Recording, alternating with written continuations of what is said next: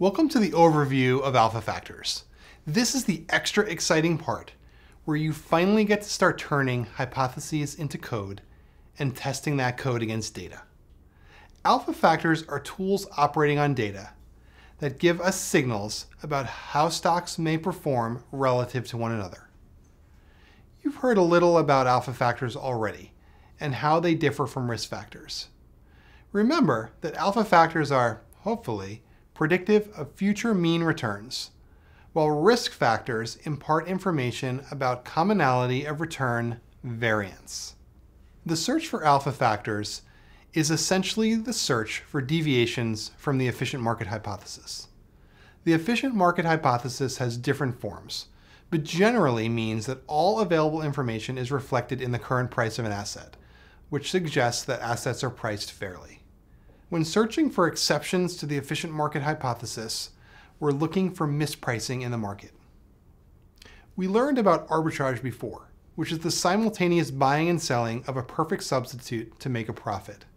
In the context of this lesson, we'll also use the term arbitrage, but here it refers to buying an asset that may be underpriced or shorting one that may be overpriced, where the expected return is in excess of what it should be for the risk we bear.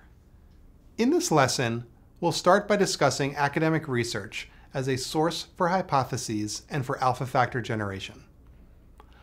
We'll cover techniques for processing a raw alpha factor, including methods such as sector neutralization, ranking, z-scoring, smoothing, and conditioning factors on other factors.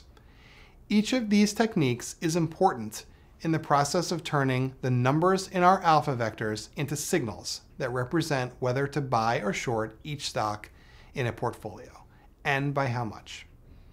That is to say, these techniques are relevant to the goals that we have for real-world portfolios. We'll also cover techniques for evaluating factors, such as the Sharpe ratio, information coefficient, information ratio, and turnover analysis. These will help you decide whether your alphas provide enough return relative to risk and whether they will cause too much trading to likely be profitable in the real world. The topics we discuss here will prepare you for the following lesson, in which we extract alpha factor ideas from academic research papers and then implement those ideas in code. This is exactly the type of work that quants do in the real world. In this lesson, we step into the typical life of a quant researcher. You'll see how quants generate alpha factor ideas that may make their way into real hedge fund portfolios.